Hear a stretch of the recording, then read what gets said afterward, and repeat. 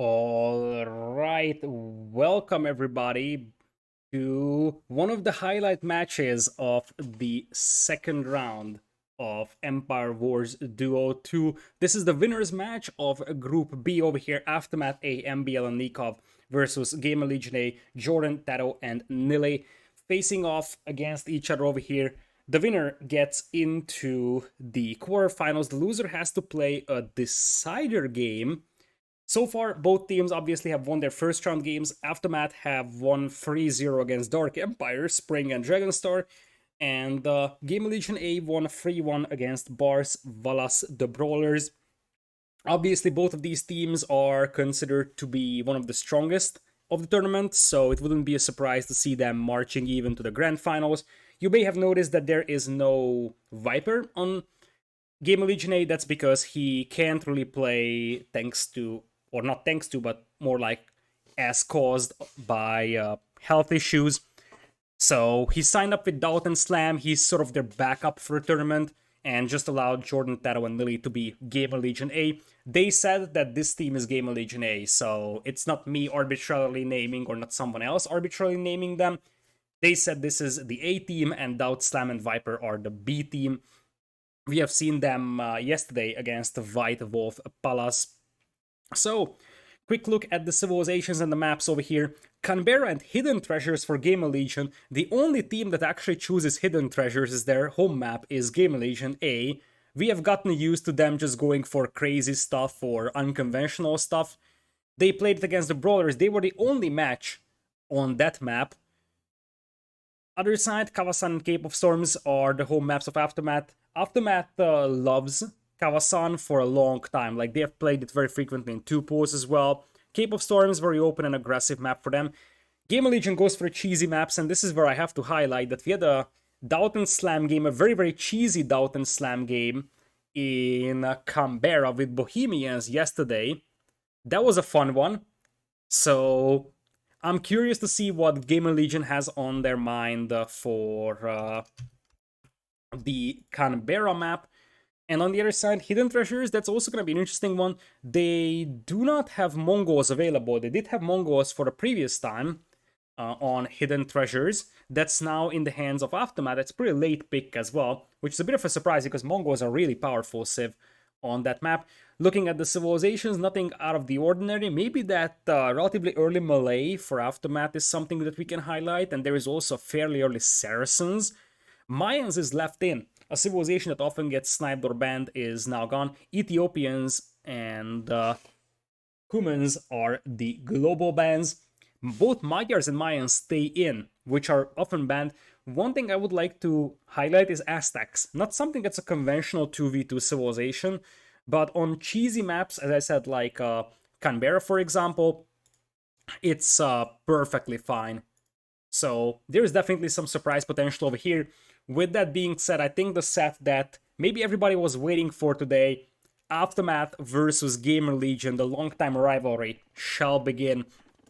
We will have MbL+Nicov playing in cold colors today for Aftermath. They're the only 2 players on this team. The other 3 Aftermath players, and now they are indeed Aftermath players, Hera and Leary and Hart, form the B team after Hera and Leary both have left Tempo. We'll have MbL playing as Mayans in blue over here, Tato moving in with his scout immediately to try and get a villager pick and delay that archer range over here. Left side is going to be Khmer for Nicov in green, so Khmer Mayans versus Indians for Jordan in yellow, and Tato is gonna play Red Viking archers. I kind of feel like I love Mayans a lot more than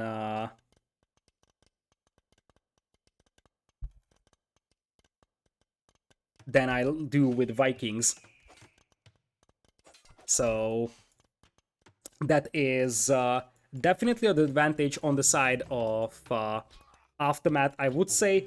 And yeah, the other thing is indeed that against Mayans, having Indians is a bit of a problem. By the way, from the second game on, we'll have Orlu joining me to co-cast, so he is going to have some thoughts about this set over here. Anyways, second range coming in for MbL in the right side of his base. I really like that his ranges are close to the gold mine, trying to protect that as much as possible. Jordan and Taro are coming in with a double team on MbL, and remember that his ranges were partially delayed, which means that right now MbL's archer numbers aren't looking amazing, and here comes the first villager pick of the game. MbL is already partially forced off from gold, which could cause him to stop producing archers. Those Indian scouts, without any upgrades, are coming in here, and it's not about the villagers killed here, it's about the idle time. It's so hard to get a good gold income right now for MbL, and it sets back his archer production, sets back his castle age progress. Nicov will be forced to come in here with the scouts to take this fight. I am fairly certain that these archers from Taro will eventually get cleaned up, but they definitely did quite a lot of damage here with delaying this gold income. Plus, they also force a defensive tower now, so that's also an advantage. Nicov actually goes for fast bloodlines and scale barding on Arabia. That will guarantee that they clean this army up, but it's also going to set him back in castle age time quite a bit, which is, I think, a bit of a concern right now for GL. If all the opponents are fully vowed, bloodlines and +1 defense won't do much here for the scouts player in feudal. But are the opponents fully vowed? Absolutely not. In fact, Taro is playing wide open. Jordan has his back very open as well, so the scouts from Nicov could really deliver a decent amount of damage here. Archers and scouts still around MbL's base by Jordan and Taro, but now the scouts of Nicov will jump on Taro's berries, and that's gonna be a couple of villagers going down over here for our red player. Defensive spearmen coming in to take this fight. You also have some extra HP on them, so they will be pretty sturdy against those scouts. The scouts don't want to take that fight. MbL coming in with the quick walls. That is the weak spot over there. That single tile of Palicide is what you're gonna have to click. And they are inside MbL's base with both archers and scouts, another layer of house walls. Name a more iconic duo than MbL and house walls. He's just doing that so well. He will never get housed if he does this, but he only has 7 archers against 14. Only 8 of them are on this screen. But, as I said, it's about the IO time right now for MbL. MbL is being set back so heavily here by these scouts and these archers. There is +1/+1 for Jordan, but no bloodlines. Nicov is still poking around the base of Taro though, so Taro will lose villagers here. So far, Taro has lost 2 villagers, and MbL only lost 1. MbL's defense here has been outstanding. It is often said that MbL is actually one of the best, if not the best, defending players in Age of Empires. He's just so good when it comes to containing damage, minimalizing losses. This is what makes him an exceptional player, that he's very good at defending and he's also very good at recovery. So it's really hard to finish off MbL, because first of all, it's hard to do damage to him, and even if you do, he's very good at recovery. Speaking of doing damage, here come the scouts of Nicov. Whereas on the other side, looks like Taro and Jordan are still trying to push MbL, but as I said, at the end of the day, MbL has lost 1 villagers, and Taro has lost 3, so that's an advantage there for aM. Obviously, Vikings will have a slightly better economy, and the Castle Age advantage is also on the side of Taro. Plus, Castle Age will guarantee him some more eco advantage, but Nicov is doing an exceptional job picking off the villager over here on the berries. Like, those scouts are really getting good value for themselves. So, let's see with the scouts. That's going to be a second villager picked off from MbL now, I believe. So, finally, GL is able to find some retaliation. Jordan is fully vowed, so MbL's or Nicov scouts won't be able to do much over here. But Taro's base is still wide open for raiding, and that is the berry patch of death here so far. So many villagers already went down over there. Taro is just struggling to clean those up. Other side, Nicov is actually going to play triple stables. He kind of has to. That's something that we haven't talked about. Because if we go into very late post-Imperial scenario, as MbL's wood lines are now gonna get squeezed from 2 directions, things are heating up for the Norwegian over here. So, if the game goes very long, Imperial Camels will still stomp most of the things on the field. which means that you probably want to play triple stable knights here, especially because you don't have paladins yourself. That's exactly what we're seeing from Nicov, and since Taro is wide open, he can just get all those knights into the base of Taro right away. In exchange, Taro is picking apart the wood eco of MbL. Now, wood eco is something that's a luxury for MbL. He doesn't have wood income, and look at those Indian light cav. Jordan actually went for a light cav upgrade. He already has 4 pierce armor on those, waiting for chain barring, and MbL just has no wood income. MbL is being sandwiched from 2 directions very nicely by Taro's crossbows. Look at this group control. MbL has more crossbows over here, and MbL is sending them to one side. Taro retreats, comes in from the other side. He's just doing this so well, and when Ballistics comes in, he's gonna pick off even more villagers.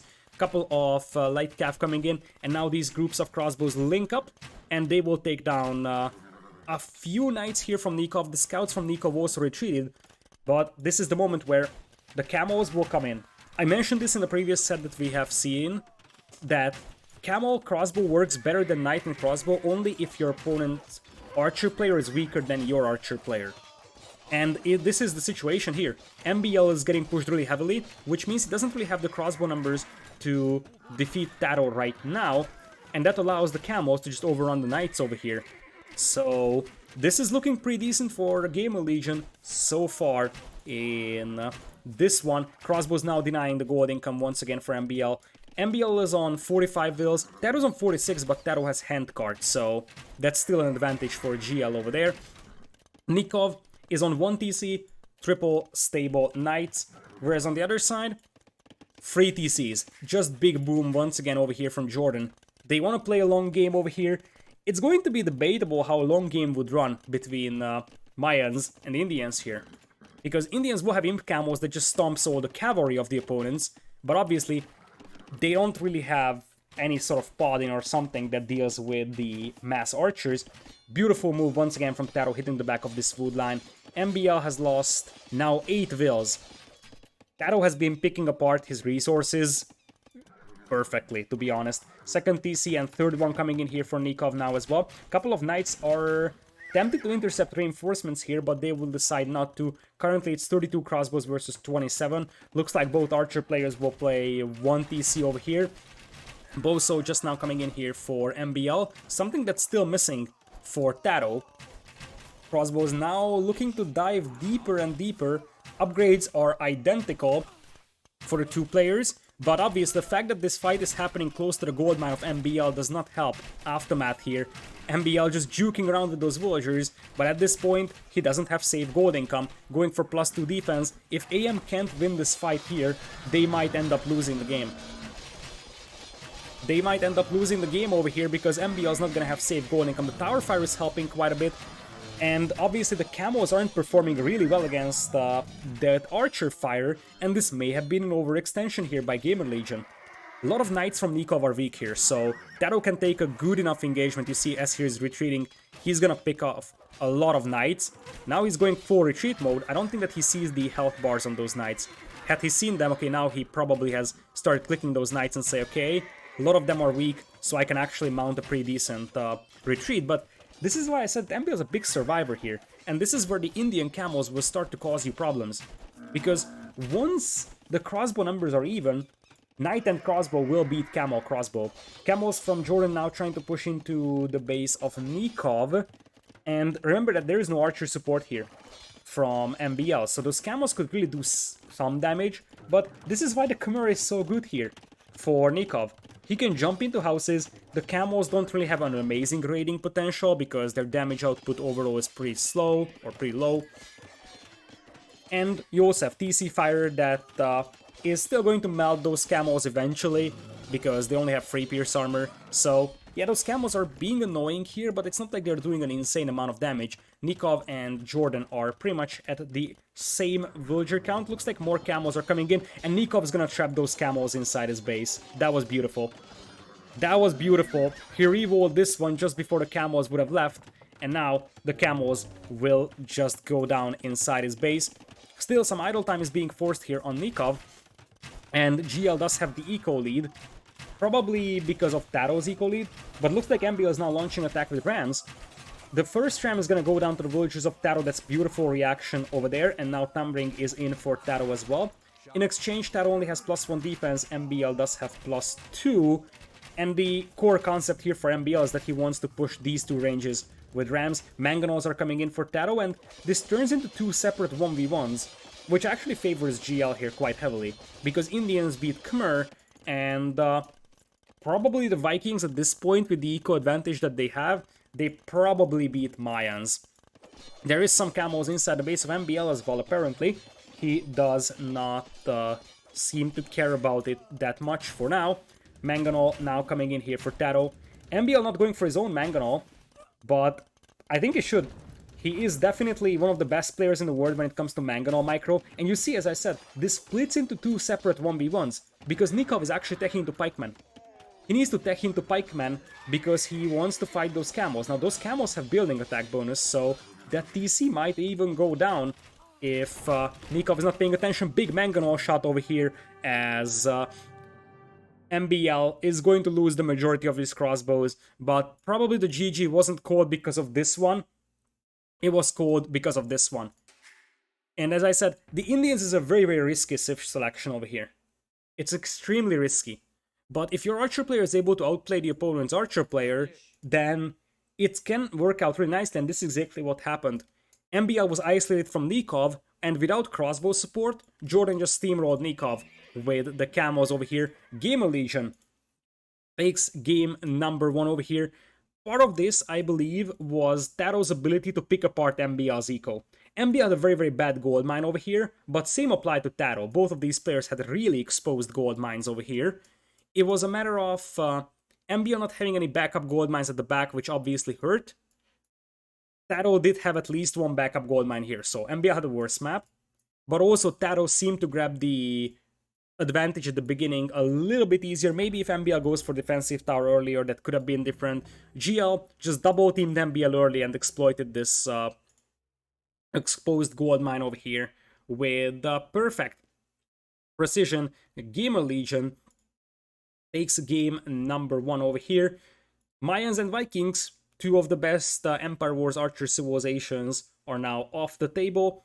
And we will also have Indians and the Khmer gone for the teams.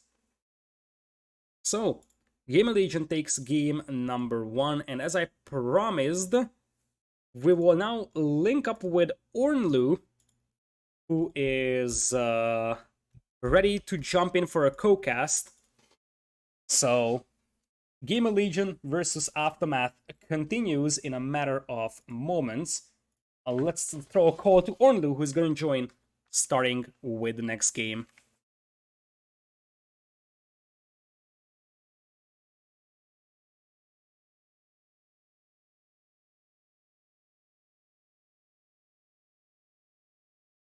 Hello there. Hi there, hi there, hi there, hi there, hi there. How did you feel about the first game, real quick over here? What a real barn burner of a game. Yeah. It was a game of Empire Wars, all right. Yeah, it was super duper aggressive. The first thing I noticed is that Vikings and Mayans are so frequently banned that we are barely seeing them in the tournament, and now we had both of them in the same game. I actually feel like there's a reasonable enough diversity of bans. It's not like it's the same exact thing over and over, but yes, you are right, of course, that they're frequently, if not banned, they're sniped, I think. Yeah. It's either the Magyars or Vikings, Mayans. These are the most common bans and snipes in the tournament so far. So, Gamerlegion won a game up. In the previous round, they actually played all games with Nili. I think it was Taro and Nili. Yep. And now we are going to have Jordan and Taro playing. Are you ready for game number 2? It's going to be the home map of aM, and that's Cape of Storms. I'm going to pause at 5 seconds. And yeah, thanks. Just need a second because you just gave me the zip of all the wrecks. Indeed. What are your expectations for the set, by the way? I mean, I think it should be close. Okay, I'm at 5 seconds. Alright, let's do a countdown with 3, 2, 1, and go! So welcome everybody to Empire Wars Duo 2, aM versus Tempo, and it looks like we have to edit the scoreboard over here real quick in Capture Age. because Nili is hitting the field. Ah, And yes. I have to do the same thing. and that messes up the scoreboard of capture age. We might need to resync as well. I'm gonna pause at 30, so... Okay. Oh, yeah, because that pauses the rec. Yeah, that pauses the rec as well. So... Okay, I'm at 33. Alright, let's do 3, 2, 1, and go. So, welcome back. This is something that we'll have to do every time they change a player. One of the sort of disadvantages of... Allowing sub-ins. Yeah, exactly. Nili is going to hit the field here. He's playing Vietnamese in red as flank. The pocket will be Magyars for Jordan in yellow, Chinese for MbL as flank for aM in blue, and Persians for Nicov in green. Do you also feel like aM's civilizations are slightly weaker over here for feudal age combat? Yes. Persians haven't really seen a whole lot of success. Really, I mean, this map, I'll be honest, Lita. I'm an honest guy. I think I have yet to see a good game on this map in this tournament so far. It's always just been about instantly snowballing the feudal age win. And to your point there, having those civs with military bonuses like Vietnamese and Magyars going to be really important. Yeah, I totally agree. It's interesting because we had a lot longer games in Empire Wars Duo 1 on this map, so it's sort of a brand new thing that players are starting to figure out how exactly to play this map. Speaking of how exactly to play this map, as expected, the Magyar scouts, it's not even about the free forging, honestly. It's about the cheapness of those scouts and the fact that you can just sustain a flood of scouts so easily. Yeah, exactly. And I mean, we've seen 4 stable scouts in this map. It's just all about making as many units as humanly possible and then smacking your opponent in the face with them. Water is something that, sure, the pockets will go for water. We'll go for some fishing ships, as many as they can, but we'll never see more than like a few fire ships here and there. I kind of feel like archers are so underwhelming on this map. I mean, they're obviously important to pick off spearmen, but every time I see a game, it feels like it's going to be about how many scouts do you have bloodlines or not. So, and speaking of bloodlines, Jordan is about to have that. Yep, that is going to be pretty darn important. He also has +1 defense to complement his free forging upgrade, so his upgrades are just going to be far superior to those of Nikov's. Granted, there is now a, 5-ish villager lead for Aftermath, so, I mean, their saves are definitely better economically. But I feel like that's rarely important on this map, as now there's already this idle time for MbL, and we saw in the last game just things snowball out of control so quickly as, uh-oh, Jordan, I saw that he lost a villager to the elephant. Yeah, I just switched there, and myself, I was about to praise Jordan for saying that, hey, you have using the elephant, which is very nice, and then he loses a villager over there. Nonetheless, this is a good fight for aM over here, despite the fact that they were lacking +1 defense on Nicov scouts. I guess so. There aren't any archers left. There are no archers, though. Yeah, there are no archers. I'm gonna be honest, I feel like on this map archers are so bad that maybe even both players going for scouts might be legit. Something like Hans and Magyars teamed up on this map could be brutal. I actually think that archers are important just because, yes, they can die to scout super hard, but it prevents walling from ever being an option. And most of the strength on this map is even if your opponents try to wall early on, even quick wall in villagers, it's just pointless. And archers are really important for just snowballing a game out of control, even if a lot of them end up dying. But we kind of see that with the cavalry player in most other maps, where they're just kind of like the punching bags for the archers. That is something I can agree to. And speaking of walling, GL is doing the thing that not a lot of teams do, just slowly walling off the edge. And guess what? Nili is going into Castle Age here. And what these walls gives you is a chance to fall back behind them and buy yourself time for Castle Age. Nili's even killing all those huntables so that MbL can take them off. What a jerk! Oh, poor zebras. And ostriches, especially ostriches. Oh my goodness, 18 scouts with +1/+1. Nicov has 13. Why do I have a feeling that we're actually nearing the climax of this battle here? Well, because that's how every other meta game on this map has gone so far. Oh, man. The Castle Age timing should be the nail in the coffin. And this all stems from the earlier fights that Jordan and Nili did a great job of winning, and it forced idle time for MbL, who fell behind in archer numbers, who wasn't able to get another range up as quickly, and it just keeps on going more and more from there, and the players are so close that you just really can't come back if you're falling behind. Yeah, and as I said, I think Persians are a very underwhelming pocket sip here. Like, sure, you have faster working docks, DCs. Once you get to Castle Age, your knights will be amazing, but this map, it's about if you get to Castle Age, not once you get to Castle Age. Yeah, the Persians are like an RM pick for this map because you can go to the dock super early, get the nice fishing eco, and then boom from there. Because on this map, and in RM, you have time to wall the front of your base, so it can go to Castle and Imperial Age, fairly often. I feel like that's much less the case right now. Yeah. Jordan with 25 scouts. Yeah, 28 now, in fact, and he's just pumping out scouts from triple stables. Nicov has 23 as well. And now, as you said, there is the crossbow and power spike. MbL needs to hold out for, like, a minute or so until he gets his own crossbowman, but even then, his numbers are half the ones of Nili here, and now those scouts from Nicov would just die so easily to the crossbowman. Oh yeah, and that's another important role of crossbowmen is that they kill scouts super hard. Even if archers and feudal age struggle, I mean, if you have a bunch of scouts hitting castle age, they just fall off in power really, really quickly. Now, there's only a 6 unit difference in terms of army numbers, and there are the closer reinforcements here for Aftermath, and they're trying to fall back as best they can, but it's just so much more idle time, and when you're both doing the exact same meta strategy, doing the same thing from behind is rarely going to win you a game. Yeah, that's the problem here, especially because, as always, we have the fight inside the base of MbL+Nicov, which means they will be the ones suffering from the idle time. Crossbowman and Botkin are now in, but at this point the crossbow group is what is scary, not the scouts of Jordan anymore. Exactly. And that's what just 2v2s have become these days, just focused so much on getting as many archers out as humanly possible. Just very aggressive. Now we're looking at almost double the army for Gamerlegion, and this is looking to be a very quick 2-0. It's a surprise, I would say, because we were looking at this set saying that this could be the closest set of the day, and just look at the crossbows of Nili, the scouts. Taro's already... That's actually not even Taro.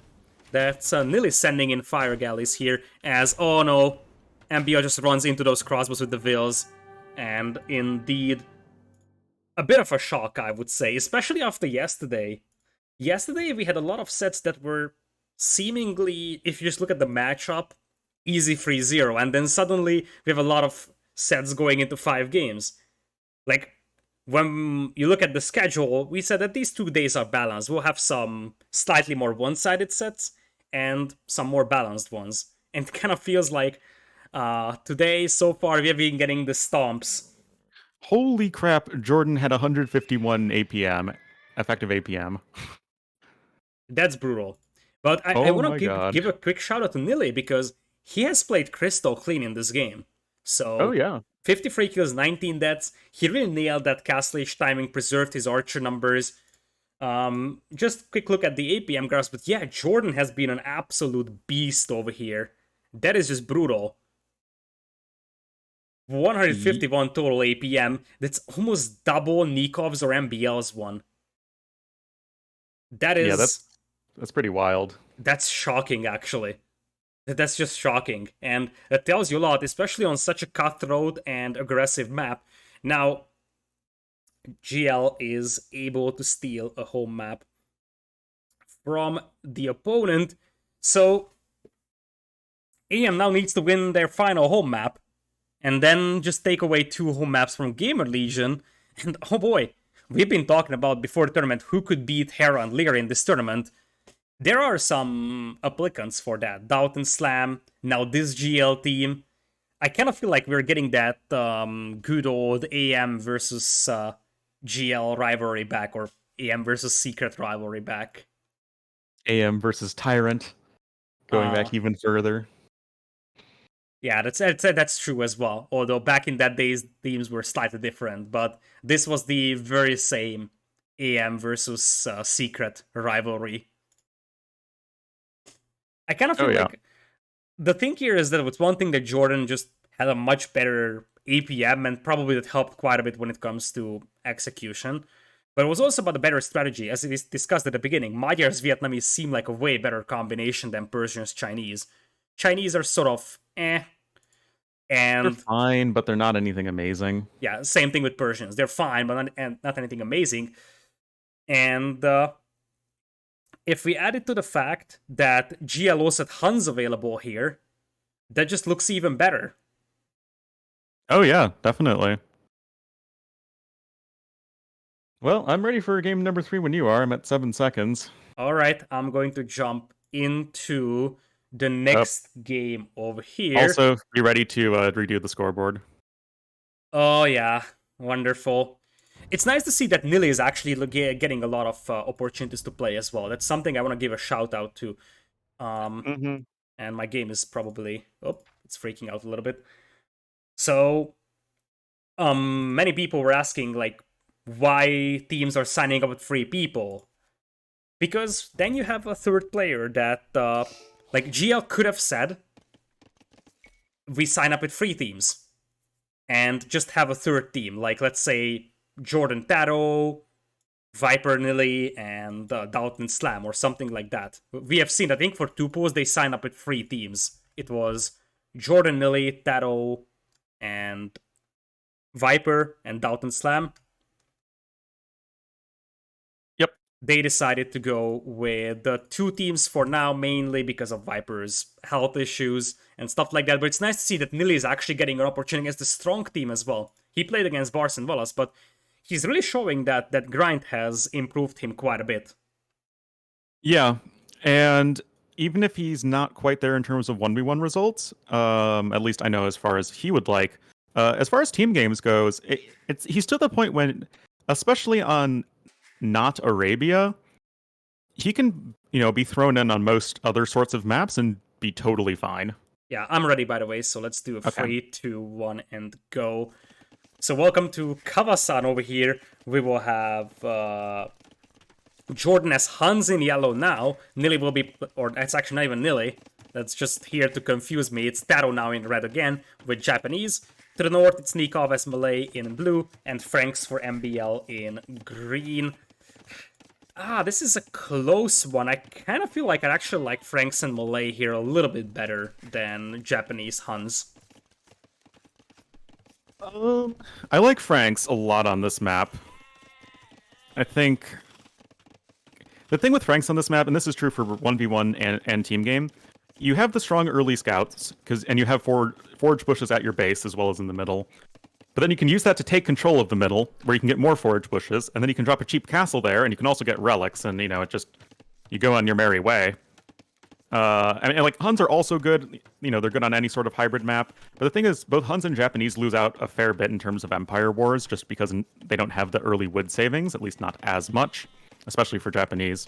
Malay, they don't have the faster uptime for feudal age bonus, but I don't know. I agree with you. Yeah, I feel like the power spike is still massive here. Plus, you basically get villagers, like extra villagers pretty much, because you have a faster uptime to Castle Age as well. As you said, it's not as good as it is on 1v1, but in exchange, in Empire Wars, where power spikes may matter even more, it might actually even perform better, because that's what you're building on, just getting those power spikes going. Nicov is going to have a dock up on the right side. There is going to be a dock as well for MbL. Looks like everybody's going for one little dock, but it is Taro that's going to lose the villager building that dock. Rip Areno. But notably, Tato going with the safe dock, really wanting to leverage the power of Japanese fishing ships.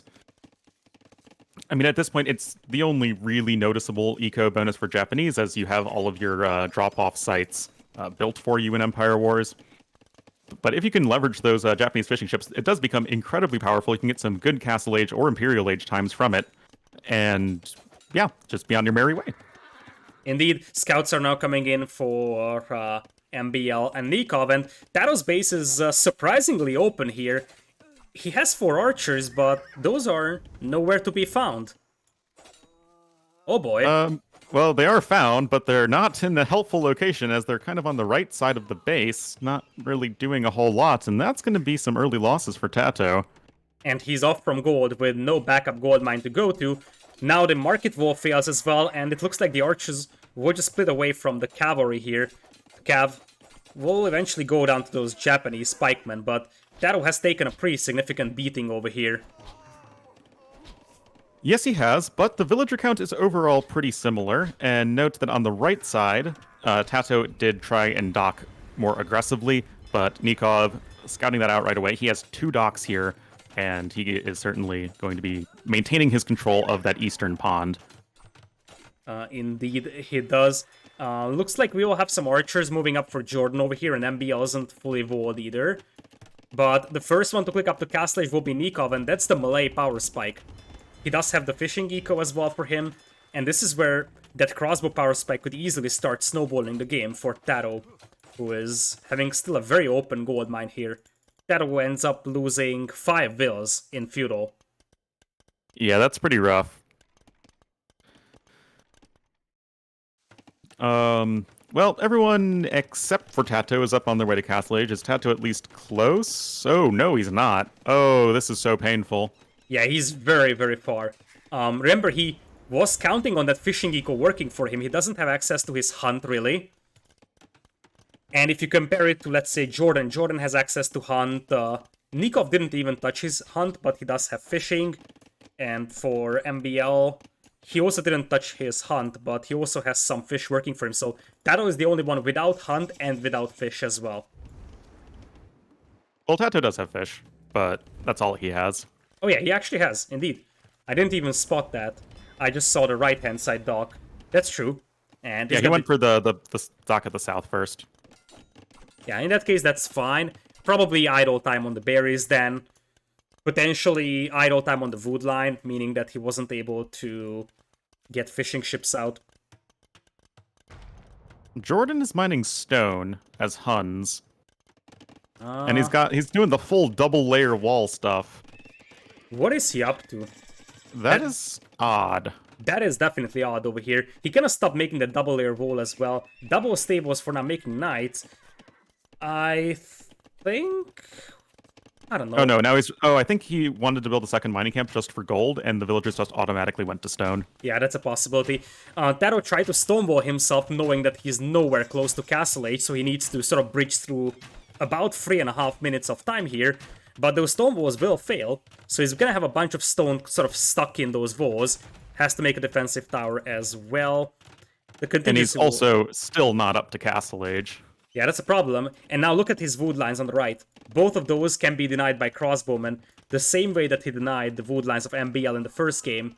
Now that could happen to Tato. A lot of chaos going on as we have 3 DCs for Nicov behind this one. And as I said, just denying the wood income is what matters the most. Indeed. Also, notably, in the first game, MbL played the Archer Civ, and Nicov played the Cav Civ, and now it's the other way around in the third game. Yeah, this is the first time that they actually flipped it around. They even flipped the colors, by the way. Nicov was green. Course. In the first 2 games. But if you look at Tato's worker efficiency, that's around 60%. Everybody else is 70%. That is just because these crossbows are doing so much to deny those wood lines. And Jordan comes in here to help. I love this.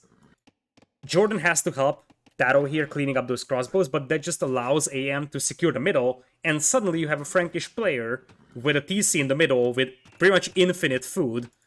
And, you know, it's Franks with the berry bonus, so they will love to have that extra food income for themselves. Yeah, there are, I think, around 114 forage bushes in the middle of the map. Yeah, that's gonna be great. Plus, you can easily pick up 5 relics over here as well. In fact, it's even 6 with a monastery, so having that foothold is massive. That's also the only hill on this map, so that's actually a very, very nice defensive position for map control purposes. MbL is playing double stable knights, but only 1 TC for now, just building the second one in the middle. And Tato finally getting into Castle Age here. He was set back so heavily by that push. Yeah, he really was, and consequentially, his archer-making counterpart Nicov, he's been chilling on 3 TCs. He's even taking his hunt right now. 71 villagers to 55 in favor of our Aftermath player, whereas, yes, Jordan has a slight edge economically over MbL, but it's not anywhere near as massive, and the military numbers are also still pretty comparable. And it looks like Jordan's base will probably be breached over here. That stone gate failed. He does have 12 knights against 15, but at this point, MbL is dropping the second TC, and I think aM is just more than happy to keep GL quartered within their bases. Just take the relics, take the berries in the middle, and just build that eco up. Although Taro is going into fast imp here. Yeah, that's one thing you can do. I mean, he's been gathering a lot of food with those fishing ships. That is something that you can do to turn the game around. I mean, I always complain when pro players just, are behind and then they just keep doing the same thing and just get themselves further behind. This is doing something different to sort of compensate for the fact that you just are never going to catch up economically to aM. So maybe you can hit a big timing here, take control of the middle of the map and start separating the two aM players and then killing them. Yeah. This is one of those fast imps, though, where I feel like it's not really going to be that fast. If you consider that Taro has 59 vills, Nicov has 85, and Nicov even has the melee bonus. Really, I think Nicov will hit Imperial pretty much at the same time. Because even with melee, even if Nicov had less villagers, it would be pretty easy to catch up with him. But he's got such a big eco lead that he can just gather the resources very fast over here for Imp, and you see that. In fact, I think he might even be faster to Imp than Taro. The power of melee is not to be underestimated, and just a hair slower. Yeah, that was really close.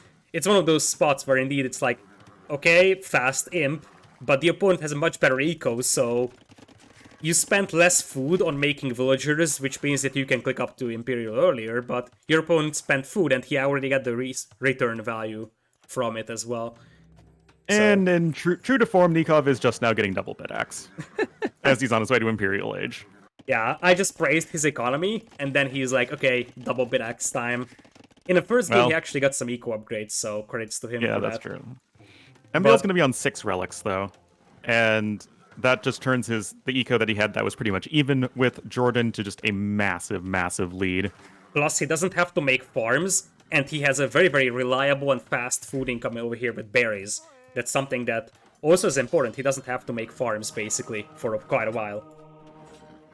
Exactly. Looks like it could be a big fight here at Shea Jordan. Upgrades, I think, are the same. Yeah, upgrades are the same between the two. And now it's just going to be a matter of, okay, can Gamerlegion somehow take a good fight here? They're behind an army, but not by that much. It still is going to be pretty rough, though. Yeah. Looks like Arbalest is late here for Nicov. He has actually clicked Bracer, but Arbalest is just being clicked. Now, this is the good thing here for Nicov and MbL. They have a sort of a foothold in the middle, and the TCs will just limit the movement of Gamerlegion here. Chemistry also on the way for Taro. This is actually a good fight for GL, though. Well, the Arbalests are chased down by the Knights, who also have Iron Casting, notably to the no Iron Casting. And yeah, this is pretty over.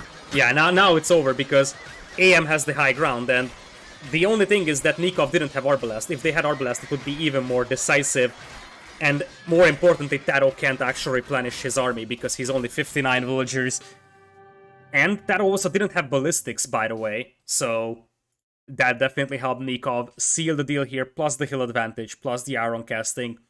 I kind of feel like aM just grabbed a nice early lead and then he just ran with it. Pretty much the exact same thing as the last two games. Well, that's something that can happen in every single Empire Wars game. It could be 1v1, it could be 2v2. Sometimes in 1v1 Empire Wars, one player loses 3 vills, and the game is pretty much over. It's just him not knowing that it's over yet. Oh yeah, we've seen that plenty. But credit to Aftermath, not, Nicov and MbL, they are a little tilt prone. But not getting tilted from, losing 2 games super quickly. Really just strong, decisive play from those guys. And every reverse sweep starts with 1 win. And now they just got to keep it up. Indeed. And aM does have reverse sweep potential because they're very resilient. And now we're going to... Oops. the more Clown cheesy maps. maps, so to say. Because indeed there is Canberra, a map that GL seems to be pretty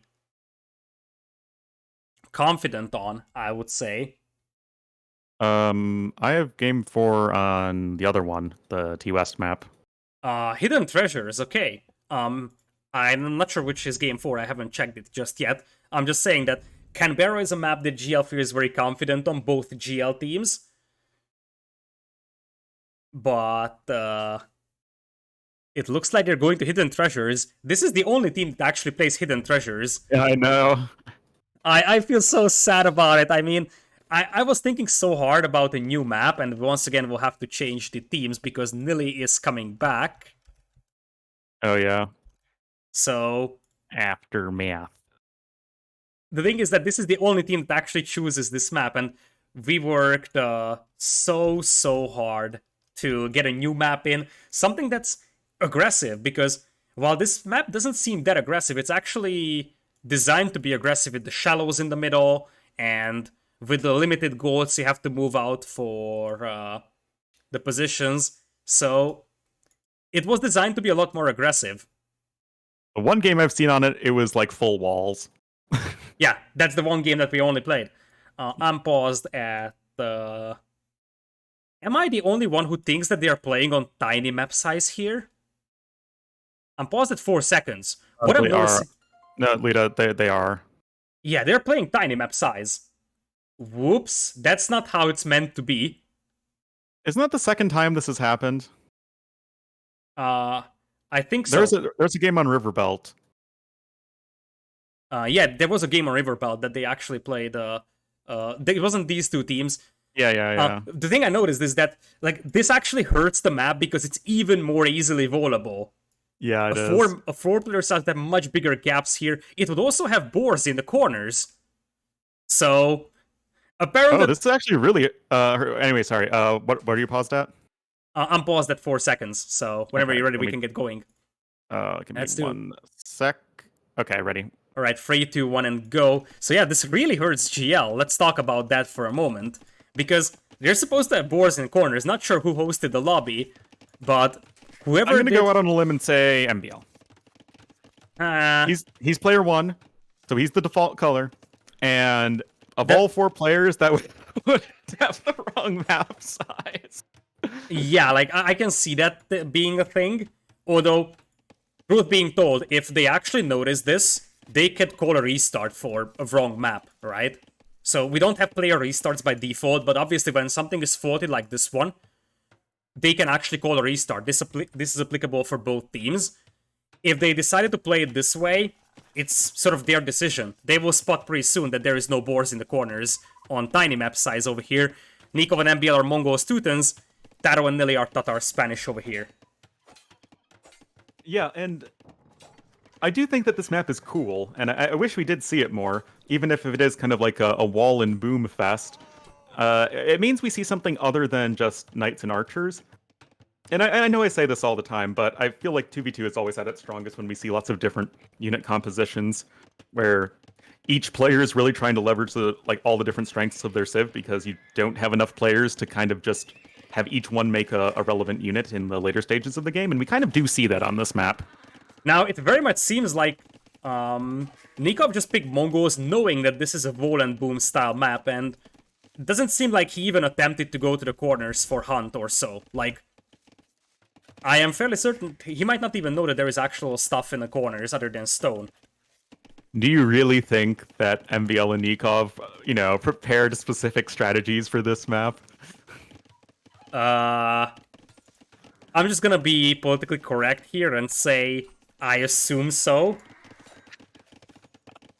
I like your optimism. Just to clarify, this is actually pretty important.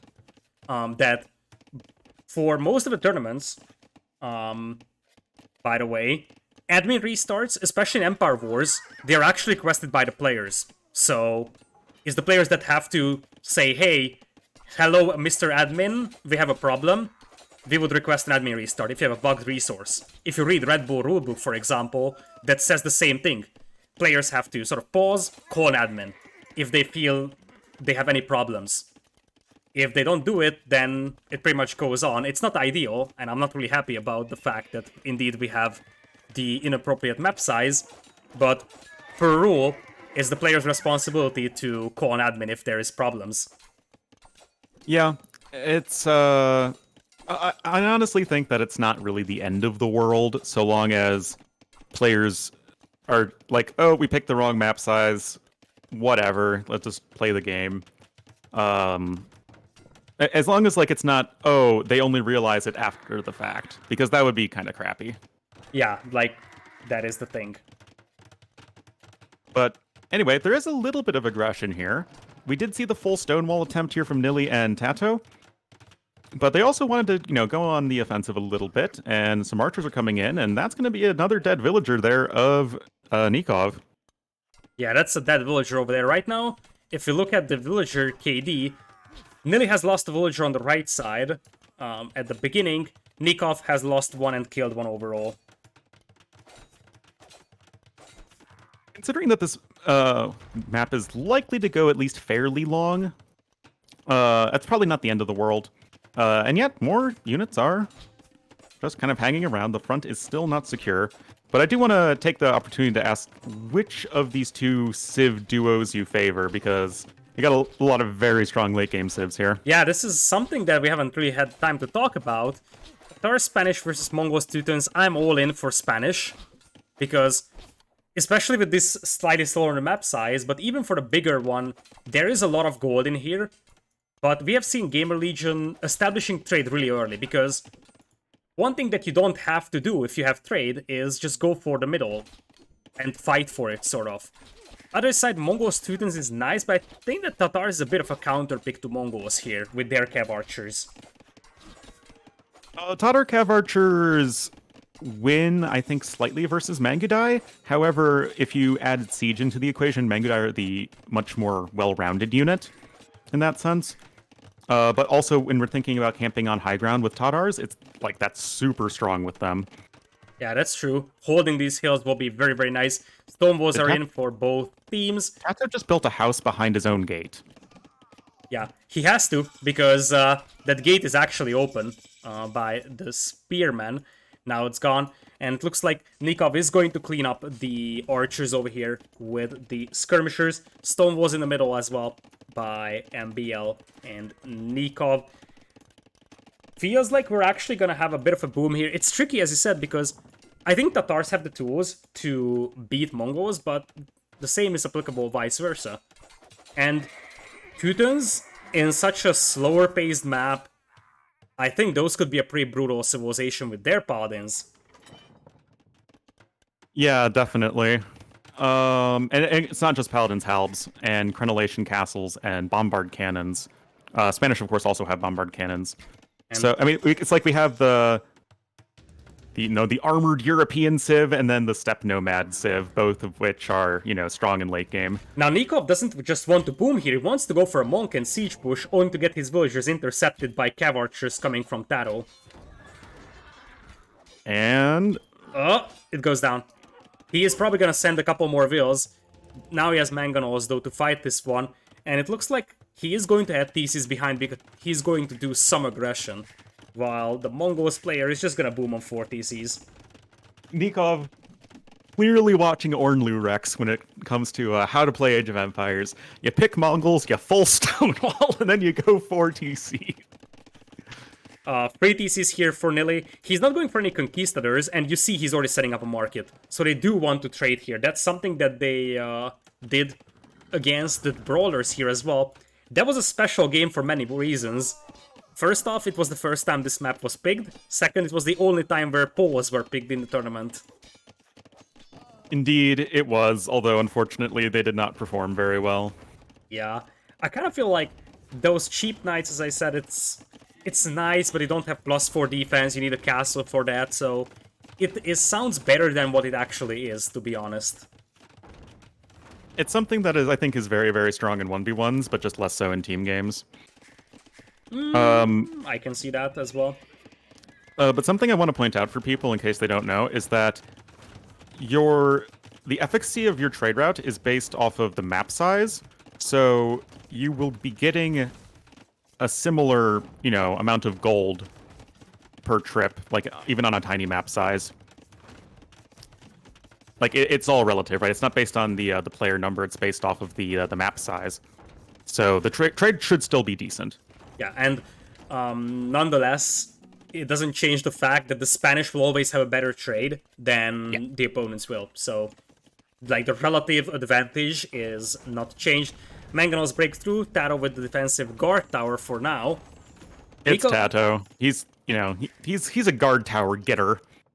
MbL's mining stone very heavily, and I kind of feel like this will allow him to drop a castle on this hill. Castle on the right side coming in from Nicov, and looks like Nili wanted to go for a forward siege workshop here.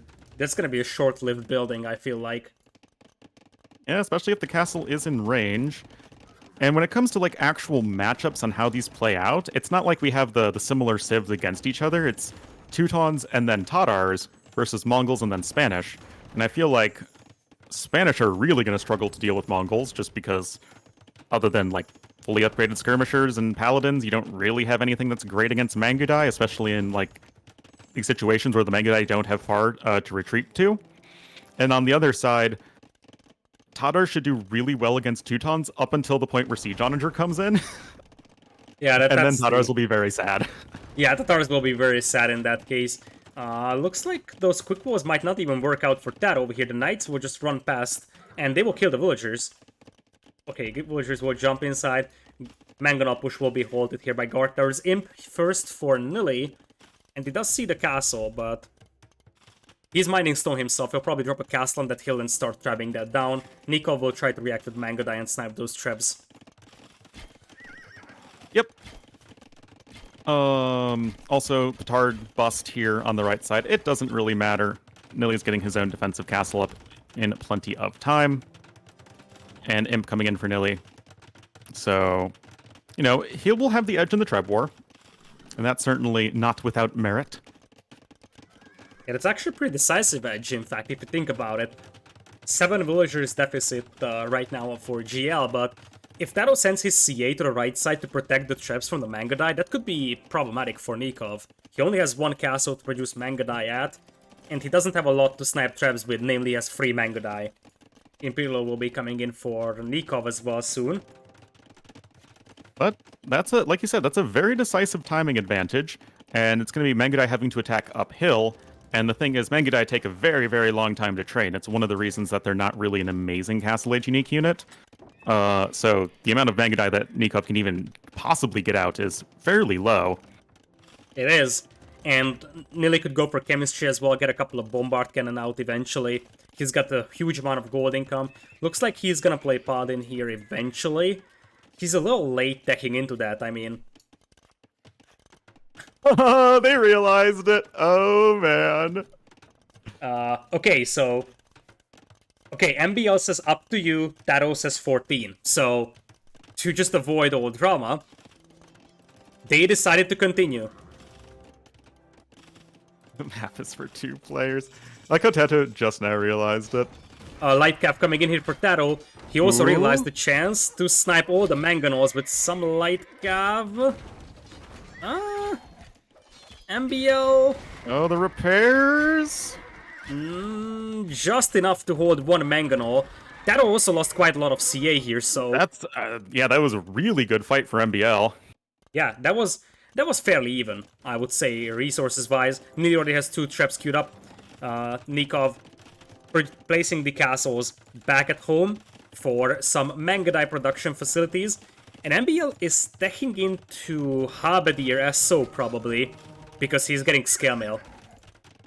It sounds like a very strong army composition in this situation to me. And something that Tatars don't have anything close to a good answer to. And with MbL a minute 40 away from Imperial Age, and Tato not even clicked up, this could be really scary here for our red player, just as it is for our green player on the other side, where the imp timing is in the other direction. Yeah, I kind of feel like Nicov is going to lose a castle here, but he's getting his Mangodai numbers up, and Nili will have to push deeper into his base. I think it's going to be a pretty decisive disadvantage for GL that Tato is still Castle Age, and he's very far from Imp. So MbL can just steamroll his base right now with Trebs. In fact, once he gets to Imperial, he should start trebbing down those buildings. And as I said, I think MbL will be able to push faster through a Castle Age Taro than Nili will be able to through an Imperial Age Nicov that's getting his Mangudai numbers up high pretty rapidly. Also, MbL will help out with Halberdiers on the right. And the thing is, it's not like Nili has a big army behind this. The Paladin transition is going to be fairly slow, and it's just going to give Nicov more and more time to get another castle, to get more Mangudai upgrades, and yeah, Caravan already coming in. But I like this. I just like seeing this because it's not crossbows and knights, right? It's actually, we're seeing these civs sort of played to what they do best. Yeah, one of the things to consider is that Nikov's wood line is dangerously close to Nili's castle. Sorry, there was almost a Tim castle with Tato going forward, like right under the castle fire of MbL. Yeah, that's gonna be a very, very short-lived castle there, I have to say. I mean, those Trebs, they don't even know what to do. They have to retreat to be able to shoot at that castle. Oh yeah, that's actually kind of awkward with the house there and everything. Yeah, the castle's gonna kill those Trebs at this pace, although, well... It's downhill.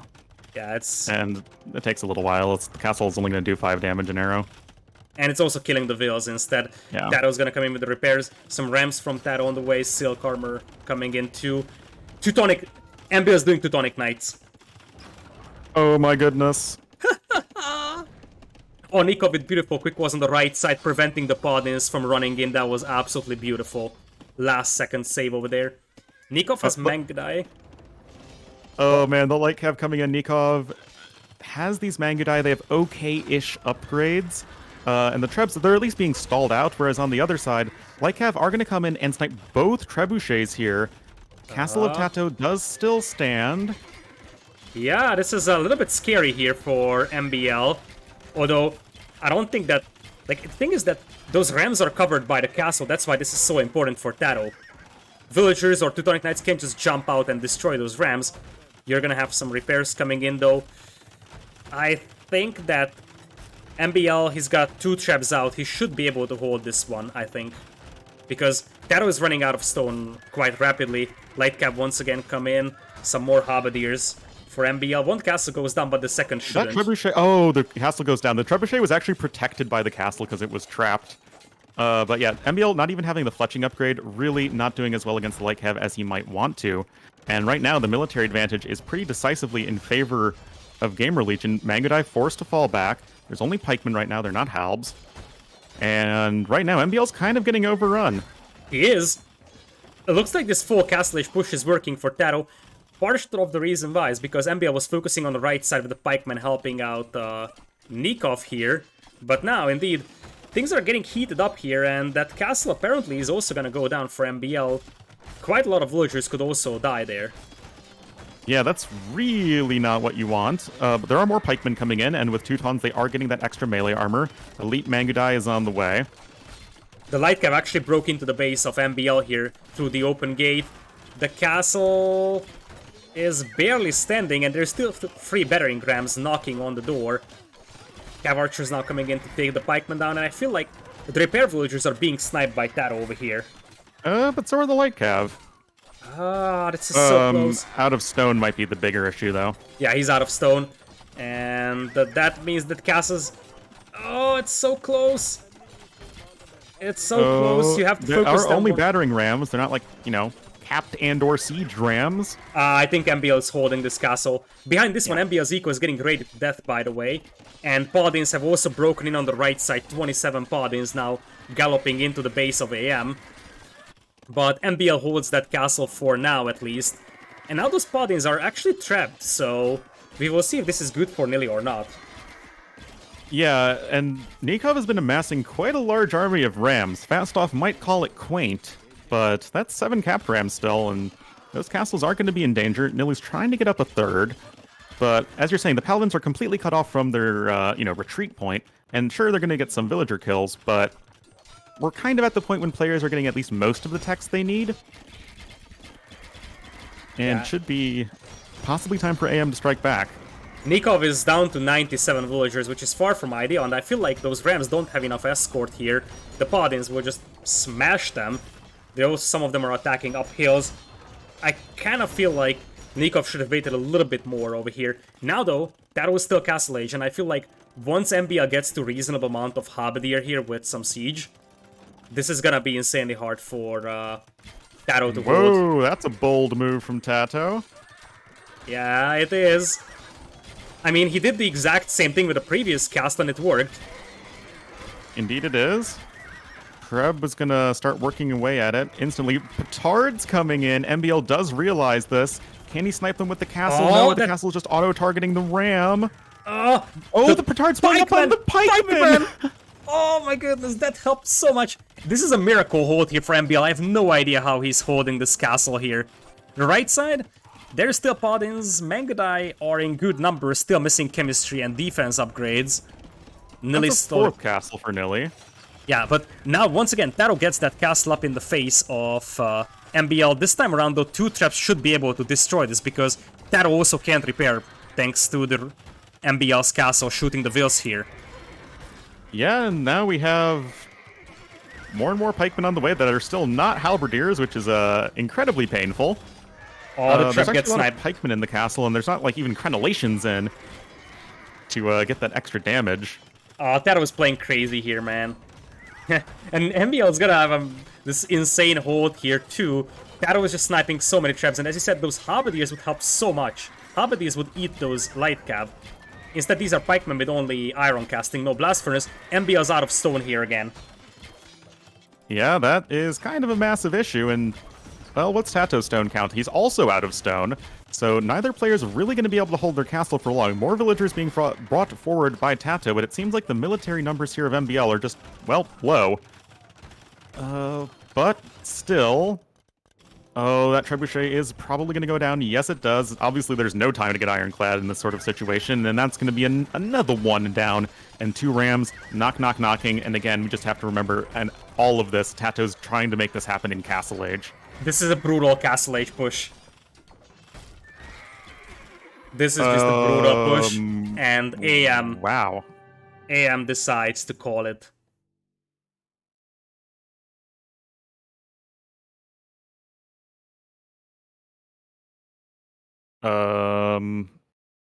That was kind of surprising. Yeah, it was. It was. Yeah, that was amazing play from Tato, I think, especially. Yeah, that was brutal. And as I said, Mongols take so much time to build up over here. And let's be honest, that Nili's just got the Paladins out faster, and as I said, the thing is that he doesn't need castles to produce his army. This was all about like that. And MbL losing this castle over here, the silk armor really came in clutch, because the extra pierce armor against the castle fire helps so much. And GL soaring past Aftermath over here in this set, which means Aftermath will have to play a decider set, and GLA is in the quarterfinals. Very nicely played by all 3 members of GL, because really, it wasn't like anybody was weaker than the other 2, to be honest, in these games. Nili played just as good as the other 2 in the games that he participated in. Oh yeah, and it seems like they are preparing specific player duos for specific maps, which is really nice to see. You know, they're trying to get the best out of all of their players.